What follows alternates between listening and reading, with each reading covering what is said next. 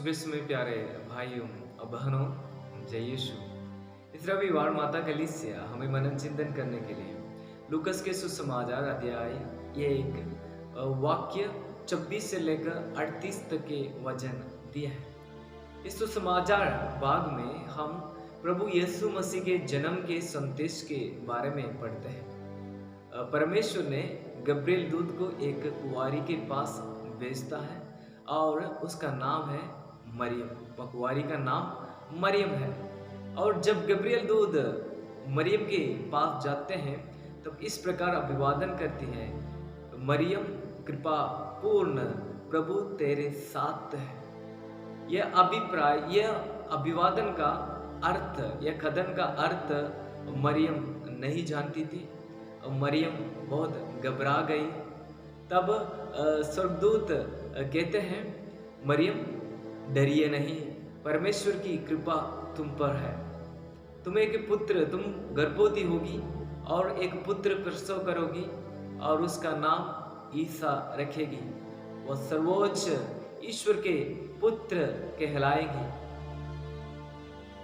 उसके बाद हम देखते हैं प्रिय मित्रों, प्रभु यीशु मसीह के बारे में बताते हैं।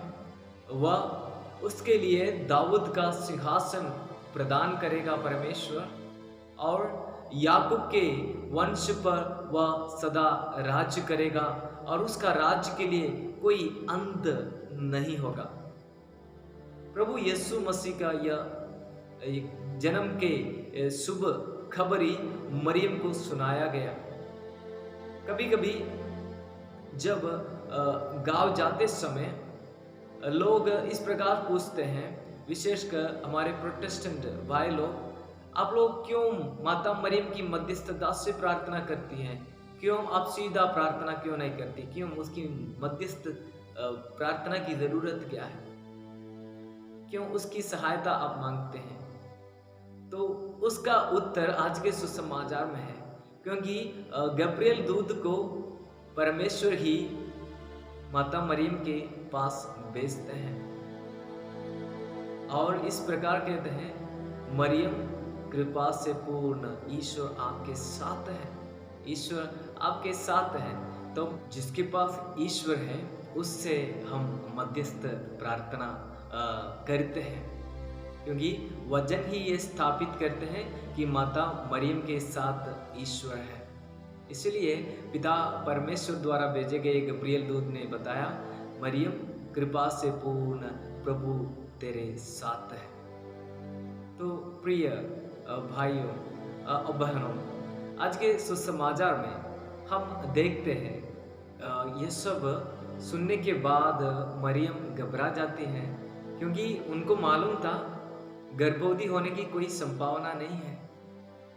ये असंभव बात है, क्योंकि मैं कोई पुरुष से मेरा संसर्ग नहीं है, संबंध नहीं है। ये सवाल माता मरियम रखते हैं गब्रिएल दूत के सामने। तब उनको उत्तर यही दिया जाता है, पवित्र आत्मा तुम पर उतरेगा और सर्वोच्च परमेश्वर के सामर्थ्य तुम पर छाया करेगा, और तुमसे जो उत्पन्न होगा वह पवित्र होगा, परमेश्वर का पुत्र कहलाएगा। कितनी सौभाग्य की बात है कि माता मरियम को विशेष रूप से परमेश्वर ने चुन लिया ईश्वरीय योजना के लिए। सारी मानव जाति की मुक्तिदाता को इस संसार में देने के लिए ईश्वर द्वारा चुनी जाती है मां मरियम। प्रिय भाइयों बहनों, कभी कभी इस प्रकार हमारे जीवन में भी इस प्रकार असंभव बात को देखते देखते, चाहे वो दुख संकट हो, कुछ भी हो, हम भी घबरा जाते हैं, अचंभे में पड़ जाते हैं। तो आगे क्या होगा?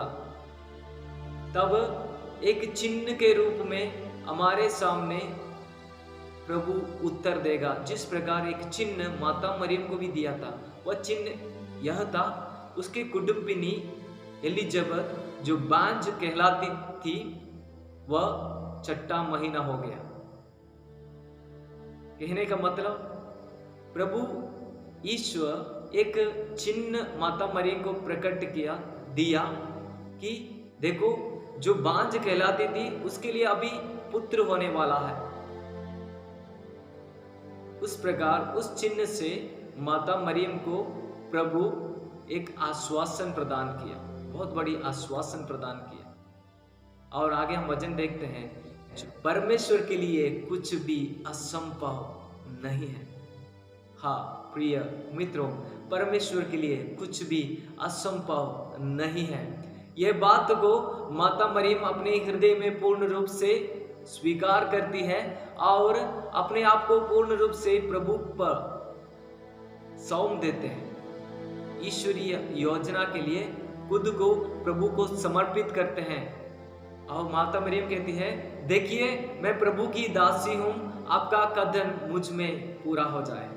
पूरी तरह ईश्वरीय योजना के लिए समर्पित करते हैं। तो प्रिय भाइयों बहनों, प्रभु आज हमसे चाहते हैं ईश्वरीय योजना के लिए अपने आप को पूर्ण रूप से प्रभु को समर्पित करो। इस्यास नबी के ग्रंथ में हम पढ़ते हैं, तुम्हारे बारे में ईश्वर के पास एक योजना है, वह योजना तुम्हारी हित की योजना है, अहित की योजना नहीं है। तो प्यारे मित्रों, भाइयों बहनों, सबके लिए ईश्वर के पास एक योजना है, वह योजना हमारी हित की योजना है।